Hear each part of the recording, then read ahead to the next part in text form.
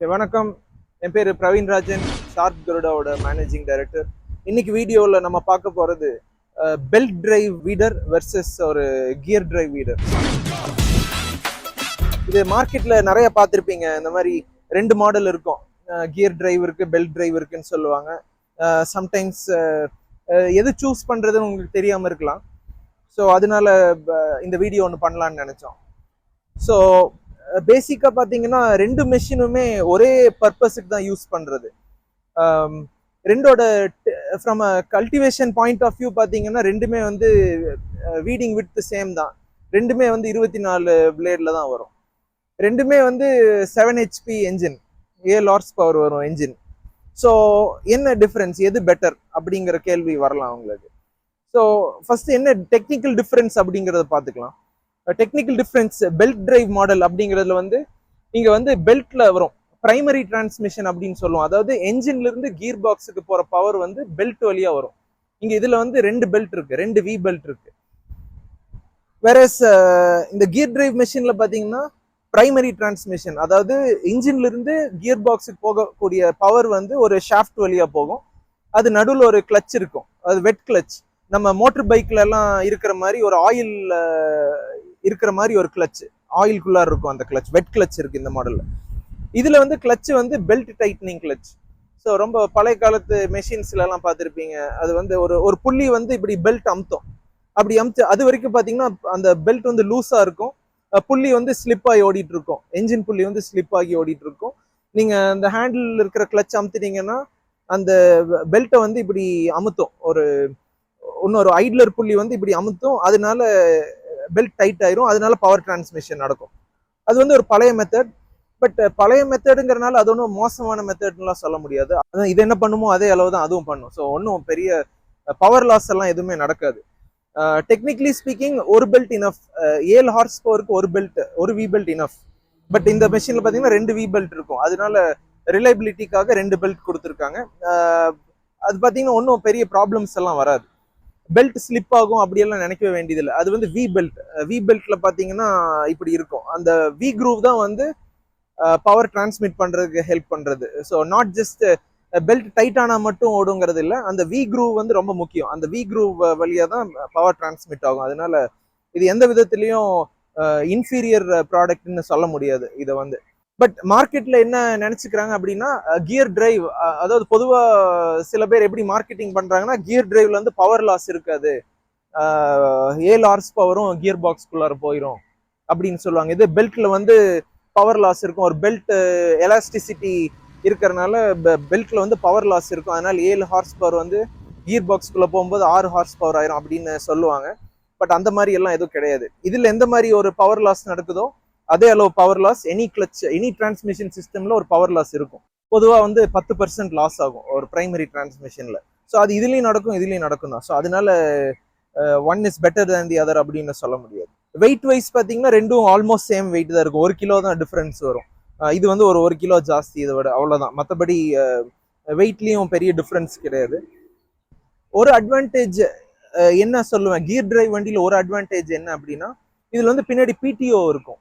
So பிடிஓங்கிறது ஒரு shaft, இன்ஜினோட ஸ்பீட்லேயே வந்து அந்த பிடிஓ ஷாஃப்ட்டும் சுற்றும். அது எதுக்கு யூஸ் பண்ணலாம்னா நீங்கள் ஒரு வாட்டர் பம்ப் அட்டாச்மெண்ட் வாங்கினீங்கன்னா இதில் மாட்டிக்கலாம். இல்லை ஒரு ஹெச்டிபி பம்ப் அட்டாச்மெண்ட் வாங்கினீங்கன்னா இதில் ஈஸியாக மாட்டிக்க முடியும். அந்த டெயில் வீல் சப்போர்ட்டை கழட்டிட்டு அதுலேருந்து மவுண்ட் எடுத்துக்க முடியும். அதில் மாட்டினீங்கன்னா உங்களுக்கு டிரைவ் கிடைக்கும். இதில் வந்து அந்த மாதிரி டிரைவ் எடுக்க முடியாது. அது ஒன்று தான் இதில் டிஸ்அட்வான்டேஜ். அதுலேயும் சில மாடல்ஸ் இருக்குது, இங்கே ஃப்ரண்ட்ல இருந்து எடுத்துக்க முடியும். இங்கே பார்த்தீங்கன்னா கட் பண்ணியிருக்கோம். அந்த மாதிரி மாடல் இந்தியாவில் நான் ஒன்றும் பார்க்கல. பட் அதுவும் இருக்கு. பட் காமனாக அவைலபிள்னு பார்த்தீங்கன்னா உங்களுக்கு அட்டாச்மெண்ட்ஸ் மாட்டணும்னு நினச்சிங்கன்னா கியர் டிரைவ் வாங்கலாம். இல்லை வெறும் இது லேண்ட் ப்ரிப்பரேஷன் மட்டும்தான் பண்ண போறீங்க அப்படின்னா இந்த மெஷினே இனஃப் தான். ஸோ இதுலேயும் பார்த்தீங்கன்னா 2 ஸ்பீட் ஃபார்வர்ட் ஒரு ரிவர்ஸ் இருக்கும். இதுலேயும் 2 ஸ்பீட் ஃபார்வர்ட் ஒரு ரிவர்ஸ் தான் இருக்கும். இதில் வந்து சாலிட் டயர் வரும். ஸோ காற்று அடிக்க முடியாது இந்த டயர்ல. இது வந்து சாலிட் டயர். அட்வான்டேஜ் என்னன்னா பஞ்சர் ஆகாது.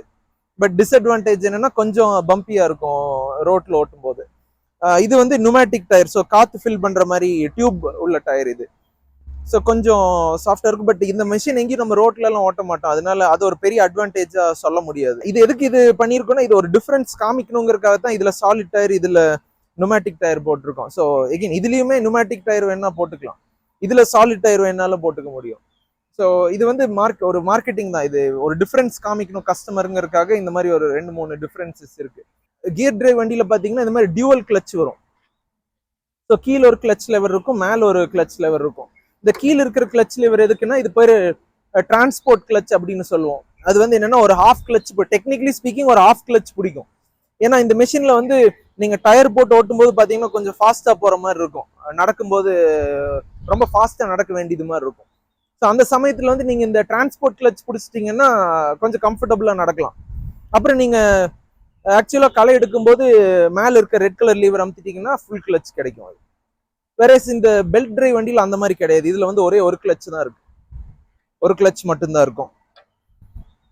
அது ஒரு டிஃபரன்ஸ். பட் எகைன் அது வந்து ஒரு ஸ்மால் டிஃபரன்ஸ் தான். அதனால நீங்க ஒரு மெஷின் இன்னொரு மெஷின் மேல சூஸ் பண்ணணுமான்னா எனக்கு அது தெரியல, நீங்க அதை டிசைட் பண்ணணும். மற்றபடி எல்லாமே சேம் தான் இந்த மெஷின்ஸ்ல. பிளேட்ஸ், டைன் ஷாஃப்ட் எல்லாமே வந்து சேம் தான், காமன் ரெண்டு மெஷினுக்கும். அப்புறம் இன்னொன்று பார்த்தீங்கன்னா இப்போ வந்து 24 பிளேடுன்னு சொல்லியிருந்தேன் ரெண்டு மெஷின்லையும்.